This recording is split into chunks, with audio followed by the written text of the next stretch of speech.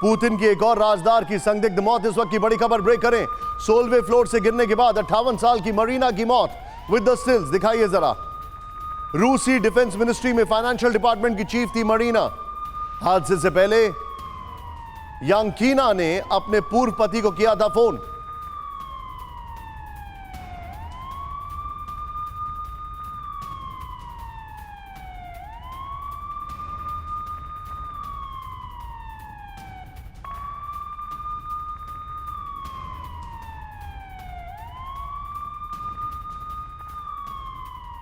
रूसी जांच एजेंसी कर रही है मरीना की रहस्यमयी मौत की जांच। सीधे आइए बिग वॉल पर राहुल, और नीचे मैं चाहूंगा इस खबर की ब्रेकिंग और शॉट्स दोनों प्ले ऑन करें, और इसके बाद मैं सीधे चलूंगा। मेरे साथ पुष्पेश सर मौजूद हैं। अभी तक सभी मारे गए रूसी अधिकारी, पुतिन की टॉप राजदार, फिर रहस्यमयी मौत। ये बड़ी खबर है। नीचे देखिए, पुतिन की एक और राजदार मरीना। फ्रीडम ऐप से सीखकर आप अचार बनाते हो क्या? अगर ऐसा है तो आप अपने अचार को 1 करोड़ फ्रीडम ऐप के जो ग्राहक हैं उन्हें बिना किसी खर्चे के आप उसे बेच सकते हैं। यांकीना की संदिग्ध मौत हो गई है। नेक्स्ट दिखाइए जो जानकारी आ रही है। 58 साल की रक्षा अधिकारी मरीना की मौत 16वें फ्लोर से गिरकर हुई। नेक्स्ट दिखाइए। मरीना की बॉडी सेंट पीटर्सबर्ग में जमशीना स्ट्रीट पर पड़ी थी, यह इंफॉर्मेशन है। यांकीना रक्षा मंत्रालय में फाइनेंशियल डिपार्टमेंट की चीफ थी, यह इंफॉर्मेशन है। फिर दिखाइए, यूक्रेन में पुतिन की जंग को फंड करने में यांकीना का अहम रोल है, यह इंफॉर्मेशन आ रही है। फिर यांकीना के पुतिन प्रशासन में कई अधिकारियों से दोस्ताना संबंध हैं, यह भी इंफॉर्मेशन है। यांकीना अपने पूर्व पति को फोन कर अपने प्लान की दी थी उन्होंने जानकारी, यह भी जानकारी है। पूर्व पति को फोन कॉल के कुछ मिनट बाद ही मरीना यांकीना मृत पाई गई। सोचिए अब आप, ये बड़ा मिस्टीरियस है। मैं सीधे चलूंगा पुष्पेश सर के पास। सर, ये जो हो रहा है इसमें एक मैडनेस में एक मेथड दिखाई दे रहा है, लेकिन अनफॉर्चुनेटली जब युद्ध का कोई इन्वेस्टिगेशन नहीं है तो इन सब चीजों का भी कोई इन्वेस्टिगेशन क्या करेगा? आपका इस पर क्या कहना है सर? देखिए, मुझे लगता है ये विषयांतर है, ये डाइवर्जन है।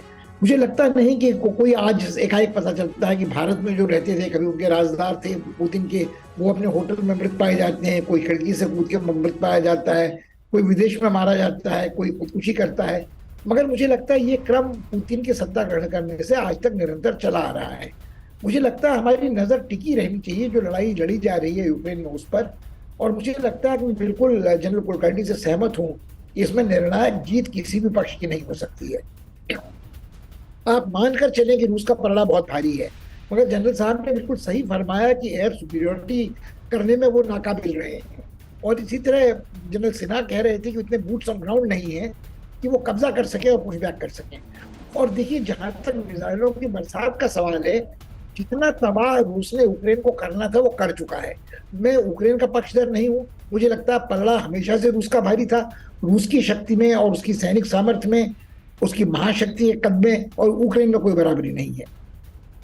मगर इस सब के बावजूद पुतिन का दांव कहीं ना कहीं उल्टा बैठा है, पासा उल्टा बैठा है, और वो कब्जा नहीं कर पाए हैं। अब वो मिसाइल बरसाते रहे 24 फरवरी को, और उसके बाद तो खंडरों पे ऊपर आप मिसाइल बरसाते रहे, खंडरों के नीचे बड़े दुर्भाग्यपूर्ण बात है कि 100, 50, 200, 300 आदमी मरते रहेंगे। मगर इस साल भर में जो 40,000 के आसपास सिपाही और मासूम नागरिक मारे गए हैं, उनकी तुलना में यह आंकड़ा कोई मायने नहीं रखता है। दूसरी बात यह कि जो जनरल सिन्हा कह रहे थे, मुझे लगता है नहीं कि निरापद रूस रह सकता है 1.5 लाख आदमियों को तैनात करे या 3 लाख आदमियों को तैनात करे।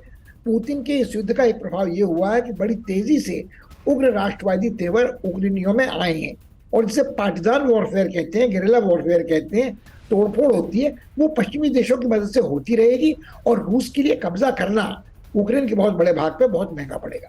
आप जो बता रहे हैं सर, आप बिल्कुल ठीक कह रहे हैं। फ्रीडम ऐप से सीखकर आप अचार बनाते हो क्या? अगर ऐसा है तो आप अपने अचार को 1 करोड़ फ्रीडम ऐप के जो ग्राहक हैं उन्हें बिना किसी खर्चे के आप उसे बेच सकते हैं।